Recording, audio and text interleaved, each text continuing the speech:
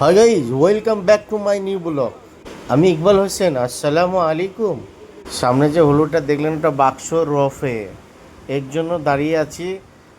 ঘন্টার পর ঘন্টা দাঁড়িয়ে আছি, কখন যে আমাদের পালি পড়বে যে আমি ওইখানে চাপবো। আর কি বলবো দাদা, কঠিন ঠান্ডা দার্জিলিং। আর সবাই কাঁথা কম্বল গায়ে দিয়ে দাঁড়িয়ে আছে, অপেক্ষা করছে আমার মতন। আর আমিও তাদের পেছনে অপেক্ষা করছি চাপার জন্য। যাদের হাড় দুর্বল তারা মোটেও চাপবেন না, হাড় যাদের শক্ত তারা চাপবেন। খুব মজার একটা জিনিস, আমার তো ভীষণ ভীষণ ভয় করছিল যে চাপবো, তারপর আমি যেতে পারবো নাকি। দূর বাপা, লাইনটা তো দিই আগে।